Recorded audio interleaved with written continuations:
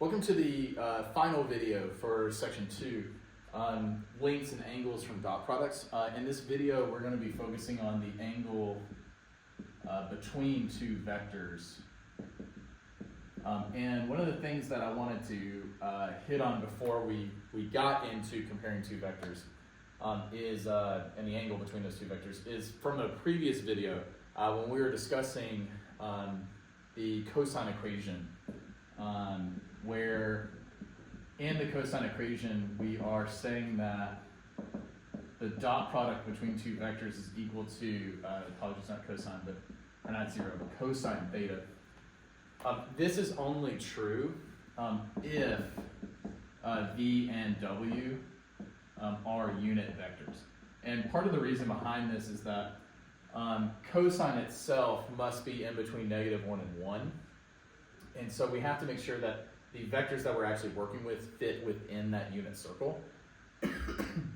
Because the angles that we're comparing here and what is built off of that stems from essentially that unit circle where we had a unit of 1, length of 1 magnitude for every vector based from the origin there. And so just something I wanted to highlight, because I didn't specify this as clearly, and so just to hit on this, because this is going to play a role in some of our conversation today, because we're going to kind of ask the question, well, you know, what if we don't have unit vectors? Then what do we do, and how do we work with that? And so to come back to this, let's define two unit vectors. So let's define v as a unit vector, and so let's say that this is cosine of A, sine of B. Then graphically speaking, let's say A puts me in the first quadrant. This would be a representation for my vector. Now because it's a unit vector, I know this is a length of 1. We could check that by doing v dot v. You would see again that this would be essentially the Pythagorean identity. And so this would have a unit length of 1. Let's say we have a second vector. Let's call it vector w. And let's say w is constructed doing cosine of some other angle b. So I would have cosine b sine b. And let's go ahead and place this on top of the graph we have. And let's say that b is greater than a. So I have w sits here. So my overarching angle for b would look something like this. Both of these are essentially created doing dot products with the unit vector I. We can measure the angles A and B as the angle in between I and where these end up. But more so, we want to just focus on the dot product and try to uncover what it is telling us, because if I go through and I dot product V and W together, and again, both of these being unit vectors, dot product tells me to multiply my like components, so I get cosine of A, cosine of B, plus sine of A, sine of B. Well, from trigonometry, this is cosine of A minus B or cosine of B minus A. The order actually does not matter in terms of the subtraction. It's just a matter of fact that it is being subtracted. And most of that really stems from, again, that it's cosine A, cosine B, that they are together.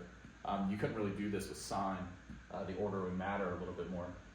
But these two statements are equivalent. Well, I think the second one really kind of conveys the idea with the way that I've drawn this picture, is that because B is greater than A, if I subtract those two angles, what it leaves me with is this angle in between, which I'll call theta. So essentially we have theta, the angle between my two vectors of V and W, is the angle B minus the angle of A. Well, cosine of B minus A, I have V dot W is cosine of theta. And this is that cosine equation that we had. So where this is really stemming from, and where that equation comes from, is here. Like, this is it, it's a trigonometric identity. It's based off of the difference formula for cosine. We can see it play a big role here in terms of our vectors. Dot product then can tell me some really important information about that vector. We know that perpendicular happens when that theta is 90 degrees, and therefore cosine of 90 is 0. Well, if cosine, if this answer here, cosine of that angle, if the dot product, right, is positive, What that is telling you then is that the difference between those two angles, or the angle between the vectors, has to be less than 90 degrees. Because if I'm comparing this to, say, a unit circle, I know that if I am less than 90, so if I'm in this first quadrant, so if theta lies here, cosine is positive in this quadrant. Versus if I go past 90 degrees and I'm sitting in the second quadrant, this is where cosine of theta is less than 0, if you recall from your trig. So that means when I'm doing the dot product between two vectors, whether I get a positive answer, a negative answer, or 90 degrees, gives us a lot of information about the relationship between those two vectors. Again, if the dot product is positive, then that angle between my two vectors has to be less than 90. If I get 0, then that's telling me they're perpendicular. If I get a negative result, it means the angle between my two vectors has to be obtuse. It's got to be greater than 90 in terms of that relationship. So if we're looking at and focusing on what does the dot product tell me, when my vectors are unit vectors, it can describe to me that angle in between them. And again, it's all related to cosine that we can see from here. Now, in the beginning, we kind of talked about the piece of, well, what if they're not unit vectors, right? These have to be unit vectors. So what if they're not? So the way that I kind of want to look at this and define it a little bit is, let's assume that V and W are not unit vectors now. So if V and W are not unit vectors, so I just have V and I have W, not unit vectors, then that formula would not work, and I could not set up that formula. Well, we know how to take a vector and change it into a unit vector, and then the angle would still work, because if I take V and I divide it by its length, remember that this would now create a vector that is a unit vector. Because we're dividing or multiplying by 1 over its length, I'm just changing its scale. I'm not affecting the direction that it's heading in. So if my original vector, again, looked like this, it had a length of 2, 10, 7, whatever you want to think. If I'm dividing it by its original length, I'm keeping it in the same direction. I'm just rescaling the vector so that angle does not change. Well, if I do that for W as well, which may look something like this, and I rescale it so now it's a length of here, again, that angle between them does not change. So whether I'm trying to find the angle between V and W, it's the same as taking the dot product of their unit vectors. And I can set up the same cosine equation, because that angle between them would still have to follow this equality. And because we're looking at dot product between two vectors and the magnitudes being numbers, I want to be really careful with how we write this, because since we use dots a lot of the times in algebra to represent multiplication, in terms of vectors, multiplication can look very different. So I just want to be really careful and write it like this, where we're doing the dot product between two vectors, but in the denominator, these are numbers. So these is acting like traditional standard multiplication, versus here, we're multiplying and adding components together. So again, just want to be really, really careful in terms of how we write that. And so this is the cosine equation if my vectors are not unit vectors, and how we can get to that point. Now, in the textbook, you will see at the bottom of page 12 this formula.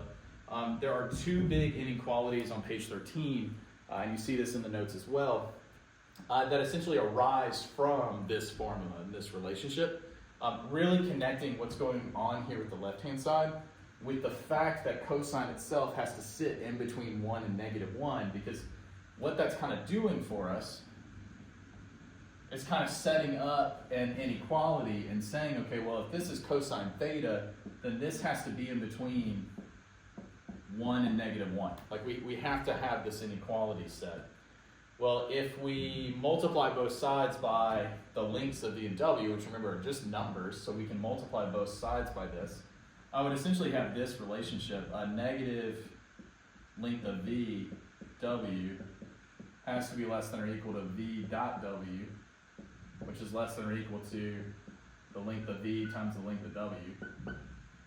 Well, because the only difference here is the positives and negatives, then this is really an absolute value. And because v dot w is a scalar, we can take the absolute value of this. And so traditionally, you'll see it written like this, v dot w, absolute value, has to be less than or equal to the length of v times the length of w. And this is what's referred to as the Schwartz, I spelled his name wrong, Schwartz inequality. What it is saying is that part of the length between the two vectors has to be less than or equal to their individual vectors' lengths being multiplied together. Remember that this is referring to essentially that the angle, but we have this that must be true. And this inequality is really, really important. It came from a bunch of other mathematicians as well in terms of history, but helps lead into a proof of what's referred to as the triangle inequality. And as someone who studied in undergrad mathematics, real analysis, when you start getting into more advanced mathematics and proving, the triangle inequality is one of the cornerstones to many, many, many, many, many proofs. And so its creation is kind of pivotal. It's kind of along the same lines as Pythagorean identity, Pythagorean theorem, and its application once you get into more proofs and real analysis for problems, if you were to do that. Now, the triangle inequality should sound somewhat familiar. If you think back to geometry, when you are looking at a triangle, one of the common problems that you are tasked with in geometry at the very, very beginning is given three numbers, could they be sides of a triangle?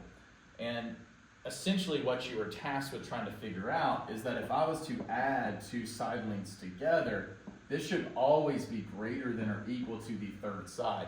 And if that's not the case, then these two sides would not connect somewhere, so either here or here, and a triangle couldn't be formed. Like there'd be no way to do it, because nowhere in talking about side lengths are we fixing angles.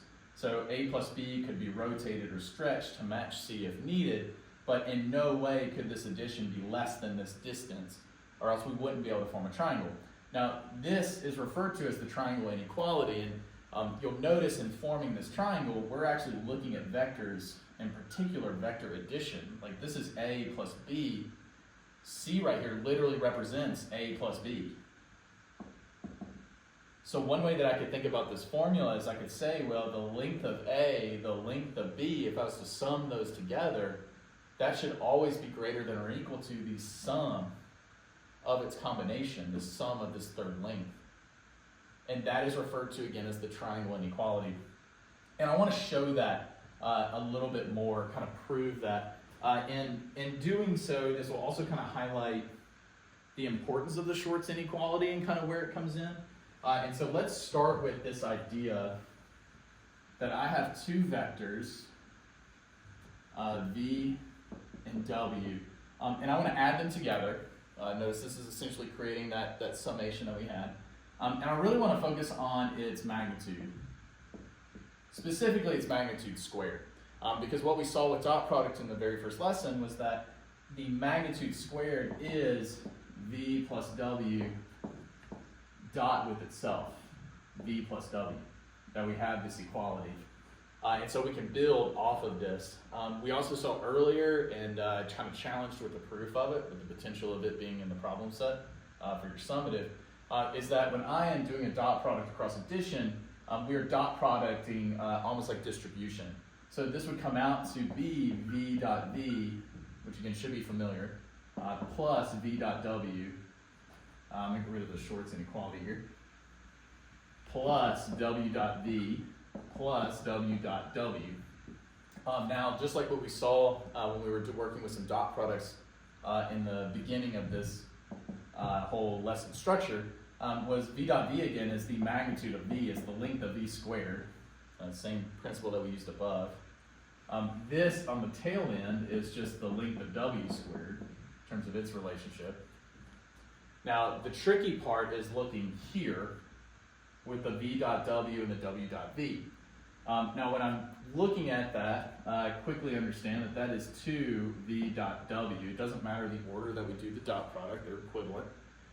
Very similar to a quadratic, if you think about a binomial expression, kind of what this looks like.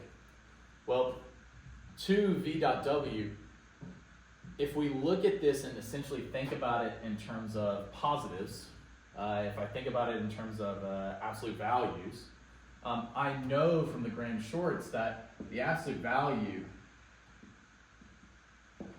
of 2 times v dot w has to be, what was it? I'm kind of screwed up in terms of my brain. Less than or equal to, there we go, to the length of v times the length of w. So this means that if I'm looking at this summation right here, this has to be less than or equal to, if I replace this with that right-hand side, plus 2 length of v, length of w, in terms of my inequalities. I could have an equality for 2 absolute value of the NW, which then that means the entire expression would have to be less than or equal to, according to the not Graham-Shorts, but the Shorts inequality specifically. But once I write this in terms of all magnitudes of v and w, notice again that this is essentially a quadratic. I can think of this instead as the magnitude of v, or the length of v, plus the length of w squared, because this is just the binomial expansion of that. Well, if I have then that this must be less than or equal to this, because both are squared, we can take the square away, and what we have then is the triangle inequality. And so what I'm going to do at this point, just because you have the ability to rewind or pause, I'm going to go ahead and erase this line, and you can always go back to kind of see it. But I'm going to write the triangle inequality out in terms of our vectors v and w. So the left-hand side again would be the length of v plus w has to be less than or equal to the length of v plus the length of w. And this is that triangle inequality. Again, if I have a vector v and I want to add to it another vector w, then the vector v plus w is represented as this resultant vector, connecting the head and tail together. Well, what this is now saying is it's saying that this length and this length must always be greater than or equal to this overall length of v plus w, and that's what we see. Because this is always going to create a triangle, it must follow the triangle inequality, thus its name. And again, this is used in a ton of proofs for many different ideas in constructing real analysis, but it's one of the big ones that we have. So we have Shorts, which we used here. I'm really butchering how I spell his name. I apologize. All of those years of work. And in 2025, good old millennial is messing it up. So we have our Shorts inequality that we used there. We have the triangle inequality here. And so I thought we could look at one of the examples that is used in the textbook right underneath the triangle inequality, which is looking at example 7. And so in example 7, to actually see some work with numbers, we are given that vector v is the vector 2, 1. We're given that w is the vector 1, 2. Notice how both of these are not unit vectors, so I need to find their individual unit lengths. We need them anyway to help convey this idea. We're also going to need essentially what v plus w is, so let's go ahead and find v plus w as well. This will just be adding components, so 3, 3. So this way we'll have this as well. So first off, let's look at what the cosine equation would tell us. So for the cosine equation, remember we need to change these so that they're unit vectors. So the length of v, 2 squared plus 1 squared, and it's the square root of this. So we get square root of 5, which you've seen before. Here, because it's the same numbers, I would get the same length, square root of 5. So then according to our cosine equation, we could see that cosine theta, the angle between these two vectors, is found by doing v dot w divided by their lengths multiplied together, so root 5 times root 5. or just 5 underneath. So we need to do the dot product of v and w. So 2 times 1 is 2, plus 1 times 2, which is 2. So their dot product is 4. So what we find is that the cosine of the angle between them is equal to 4/5. Well, I get a positive answer there. We can calculate the angle now if we want to, but this also is telling us something really, really important about the angle between the two vectors, specifically these two vectors here. Is that it is less than 90 degrees since we got a positive answer.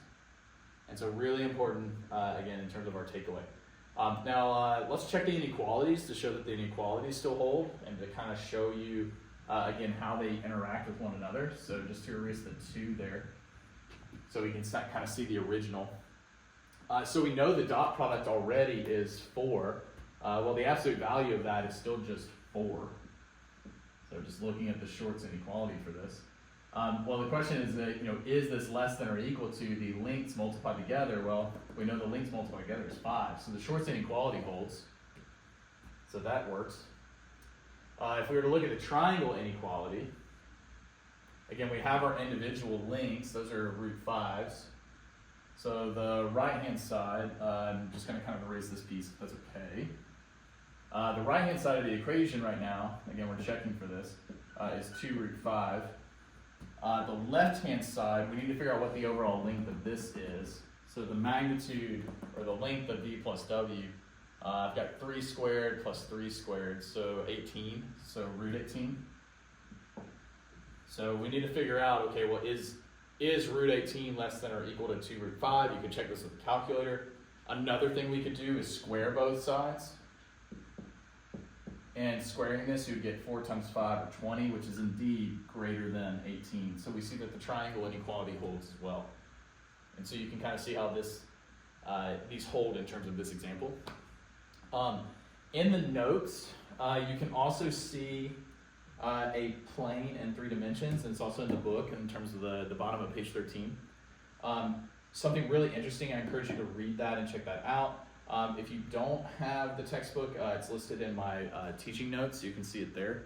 But it kind of shows you that if you have a vector in 3D space, so let's assume that this marker is that vector, any other vector that is perpendicular to it would have to sit in its own plane. I kind of think about almost like helicopter blades in a way, or almost like a pinwheel. I'll kind of use this eraser for it. Every vector would have to sit on this eraser. Every vector that sits there would create a plane, and that plane would be perpendicular to this vector. And it doesn't matter which way that vector goes, all perpendicular vectors in that space would create and construct a plane when we're in the 3D space. And so what you kind of see there is that when you do the dot product, if I have all vectors in R3 that are perpendicular to n, that dot product actually forms the equation for a plane. That's where that equation kind of comes from, with the n1 w dot, or times w1, etc. So dot product can be used to essentially create the equations for planes in 3D space and kind of verify that. So that's the end of the second section. Practice problems are on Canvas. We'll also be given, the textbook has some extra work problems as well.